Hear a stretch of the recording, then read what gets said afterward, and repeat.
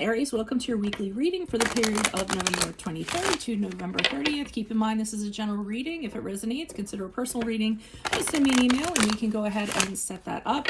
Also, make sure you click on the link below, which will take you to your weekly extra, which will have in it love, career, finances, and health specifically.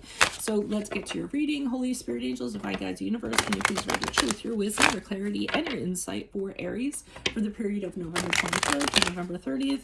What do you see? What do they need to know to reach your higher ground, become closer to universe and closer to divine? Read your messages. Any messages, please, for Aries, the period of November 23rd to the 30th for their greater good would be greatly appreciated, and we thank you. What are the energies that Aries passed out of prior to? We have the Fool card in the upright. Also, check out my playlist for my 2021 Sun Moon predictions. What is your ideal career based on your midheaven sign? And what is your compatibility with your partner's sun sign? Okay, we have the King of Swords in reversed for energies the last week of November. Ask me a question on Instant Go. Check me out on Facebook and Instagram and TikTok. Like, share, and subscribe, and or donate.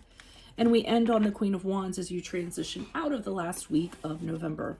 So it seems like prior to, you had something that you decided that you were going to do. Usually it's setting out on something, some kind of adventure or some sort of journey, and being very carefree, like, I'm going to do this, you know. A little bit, you know, throwing caution to the wind. I mean, there is mitigated caution that comes with a Fool card, but it's kind of like, you know what, let me take a chance here and let me see how it kind of all pans out. And I see you kind of, you know, stepping forward, saying, you know, whatever happens, I'll be able to handle it. Whatever pitfalls that might occur, like, you know, stepping off of that cliff. And look, your dog's in on it too. See the dog? Burp, burp. Down there. Okay, so so that's what I'm kind of getting, this new adventure setting out. Let's see how it plays out. Let's just do it, you know. And it's funny because with him, you know, he has this little, like the hobo, he has this little, like, it's almost like you're just bringing whatever the basic tools you need to kind of get through it. You're not packing a whole, you know, all this luggage to go. You're like, I have what I need, you know, my first aid kit, my water, and I'm good to go, right? So, and anything outside of that, I'll just handle, I'll figure it out. Now, problem is this King of Swords here in reverse, because I feel as though whatever you get into, I almost feel like this might be a relationship, it might be a job, it is a situation that involves another person. And this other person is not the most stable person. They're really unpredictable, they blow up. And I think you're finding this out the last week of November. It's kind of like you're seeing things about them that are really kind of off-putting. So for instance, you know, you're just, you know, for some reason they just blow up all of a sudden and you don't really know. They're easily triggered, so to speak, or things like that. Part of their trigger is that if they lose, they're a really poor loser. They don't like to lose. So you know, I could make a joke about the times, but I'm not going to do that right now because it's a really delicate time. But you know, and they'll you know, like I said, they're a sore loser and they'll do whatever they have to do to win. They'll use whatever, and a lot of times they use their intellect, okay, so their brain. So, I mean, the King of Swords in reverse is still a very smart person. He just uses his intellect for negative means to get what he wants. He swindles people, he cons people, he, you know, will run mind games on people, anything so that he can win. He'll put pressure on people. So this person, you know, here you were like, let me take a chance, and now you're like, let me back this up a bit. Now, because of whatever's going on here, you turn into the Queen of Wands and you're like, hey, you know, this isn't working out. I'm not this type of person, and if you mistook me for the type of person that was going to be okay with this, you're sadly mistaken. So I think you're letting this person know, you're kind of stepping up to the challenge and saying, you know, this is not what I'm about, and you're not going to be able to run this on me, and I don't like this, pretty much. In fact, it's just like making me cringe. So you're stepping up to them, you're matching their power, and you're saying, you're not going to be able to run this by me. Now, you're not doing it in a mean way. You're kind of doing it. The thing about the Queen of Wands is she does it. She's so like charming when she does it. It's like the other person doesn't even realize that she's like asserting herself, but you're doing that. You're saying, hey, I don't mean to, but it seems like you've gotten the wrong idea. But this is not what I'm about. And, when you blow up like this, I don't know what to do with it, or however you're kind of phrasing it. So, and I think you're doing that so you can like exit stage right from this situation. I mean, in the back of your mind, you're thinking this person's absolutely Looney Tunes, and you can't have this person or be associated with this person. So let's look a little deeper into this, shall we? Why is the Fool card in the upright? That's too many cards. I'm only pulling one card each, so just so you know. I don't want people being like, oh, they popped out, you have to read them. No, I don't. Okay. I do have to take those cards. Darn it. Because that was too obvious, wasn't it? Okay, so this seems like an opportunity of some sort. It seems like it's going to be a lot of hard work. I think that's part of the reservation. So I wonder if this is a job of some sort.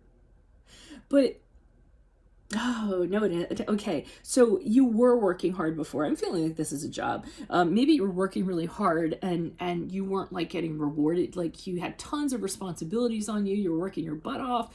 You weren't being appreciated for it. You were exhausted. You were tired. And maybe you're given this other opportunity because you're overwhelmed in this other situation that you were in. So this is why you kind of take this chance. I see the Devil card in reverse, which is the card of Capricorn. So that's releasing yourself from a previous situation that is toxic, that is unhealthy for you. So again, you're working your ass off and it's not the healthiest thing for you.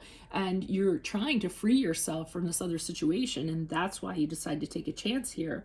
And you believe that you believed whatever this was had many opportunities for you. With the Three of Wands, it was kind of like, okay, if I take the chance and I take this opportunity, it's going to open tons of doors for me. So let me go ahead and take this risk and see like what kind of happens.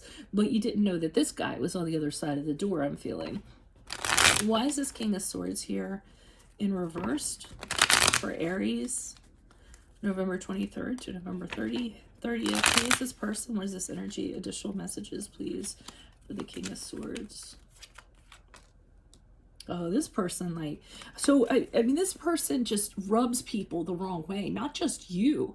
I feel like they cause rivalry, tension, competition, people really kind of pushing up on each other. I almost feel like they enjoy that. They enjoy to, kind of cause problems and get, fights started and people against each other and things in that regard. I mean, see how all these people are trying to one up each other, I mean, I almost feel like it's like the Hunger Games or like,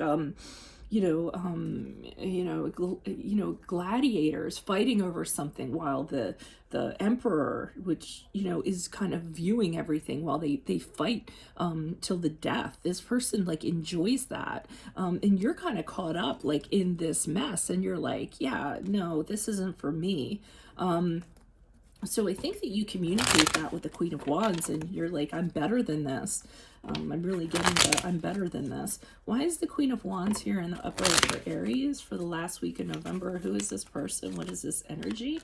Yeah, you decide you deserve reciprocity. You deserve to be treated as you treat other people. You deserve to have respect, mutual respect in regards to this. And I think, you speak up and you're like, this isn't for me because that is not present and I need to be respected. And, there needs to be, an arrangement where, that exists. So I don't feel like this exists and you're just kind of speaking up about it. So I don't know if you necessarily continue to stay in this situation or if you move out of it, but you definitely know this is not, the expectations for what you want is not here in this situation. So that's what I have for you all. If it resonates, consider a personal reading, send me an email. Otherwise, click on the link below for your weekly extra, which will include love, career, finance, and health. Playlists are in my playlists. I always say my playlists are in my library. Check out my playlist. 2021 Sun Moon predictions are in there. What is your ideal career based on your midheaven? What is your compatibility with your partner's sun sign? Ask me a question on Instant Go. Check me out on Facebook, Instagram, TikTok. Like, share, subscribe, and or donate. Otherwise, I'll see you in the Vimeo. Adios from Veronica Garnett. Bye.